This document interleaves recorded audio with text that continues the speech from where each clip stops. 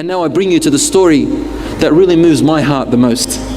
He is a man who was poor. Not only was he poor, he was a person who was very unattractive. In fact, the ulama or the sahabas used to describe him as hideous. Hideous. If a person looks at him, just wants to look away. So this man, Allah created him this way. Poor, no status in society, and hideous. And even his name was ugly. We're not meant to say that sahabas are ugly, a'udhu billah. They are beautiful. But the name that he had was an unattractive name. His name was Julaybeeb, radiyallahu anhu. This hadith is in Sahih Muslim, and part of it is also in At-Tirmidhi, which is completely authentic. Rasulullah sallallahu alayhi wa sallam saw Julaybeeb one day, and he had grown older in age.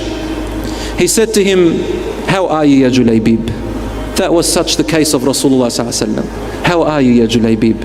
And Julaybeeb said, "Ya Rasulullah, do you think the only woman I'll get is in Jannah in Hur al-Ain, insha'Allah?" Rasulullah ﷺ understood what he's trying to say, that he's never going to be able to get married in this life.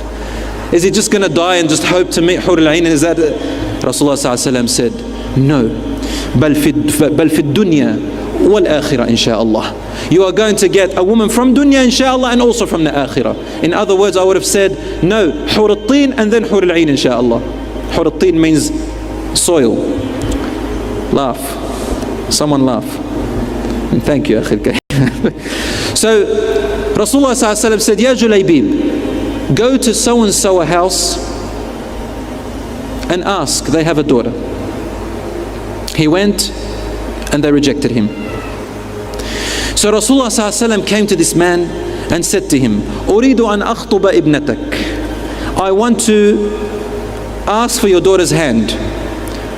He said, "Allahu Akbar, Rasulullah, what beautiful news this is that makes the eyes enlighten and the heart, subhanallah." Rasulullah ﷺ, no, it's not for me. He said, "Who for then?" He said, "For Julaybeeb."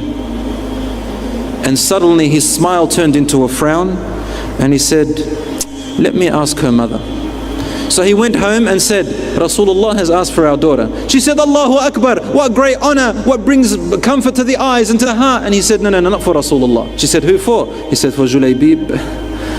And then the mother said, "Subhanallah, we had better men than him coming and asking for our daughter and rejected him. We had greater families asking for her and we refused them. And now the lowest of the low in society and the most hideous, we have to give our daughter to him? No, please." Their daughter was in the background inside listening. So she came out and said, "What is this that I hear, Mum and Dad? Rasulullah sallallahu alayhi wa sallam is on behalf of another man proposing that man to me, and you say no to Rasulullah? Wallahi, I will not refuse the request of Rasulullah, and Julaybeeb is the only man I will marry." Allahu Akbar. When the news came to Julaybeeb, he was rejoiceful, mashallah. And Rasulullah sallallahu alayhi wa sallam got the companions to look after him and donate so that he can get married. Time passed, and there was one of the battles. Then Julaybeeb was among the people who went into that battle. Rasulullah sallallahu alayhi wa sallam was there, and the battle, alhamdulillah, was victorious to the Muslims. And then he went out as he usually does and looks among the Sahaba. There were great Sahabas who had died, and he's asking, everybody's asking, "Where's my uncle? Where's my brother? Where's my son? Where's my so-and-so?" But Rasulullah sallallahu alayhi wa sallam was asking one question, "Ayna Julaybeeb?" Where is my Julaybeeb? And everybody would say, "We don't know, Ya Rasulullah." Nobody cares about Julaybeeb. Only Rasulullah sallallahu alayhi wa sallam cares about Julaybeeb. "Where is my Julaybeeb?" Everyone is saying, "I don't know, Ya Rasulullah." And they'll say, "Ya Rasulullah, have you seen my uncle?" He said, "No." "But have you seen my Julaybeeb?" And they say, No, we don't know anything about him." So he went looking for him, and amidst the dead people, he finally found Julaybeeb radiyallahu anhu, dead on the ground, and around him as a circle there were 7 of the enemies dead around him. And Rasulullah sallallahu alaihi wasallam, when he saw this image, he stared at him and his eyes flowed with tears. He said, قتل سبعة من المشركين وقتل قتل سبعة من المشركين وقتل. He killed 7 of the enemies of Islam and then he was killed. Julaybeeb minni wa ana minhu. Julaybeeb is of me and I am of him. Julaybeeb is of me, and he repeated it 3 times. Julaybeeb is of me, he's one of my family, and I am one of his family.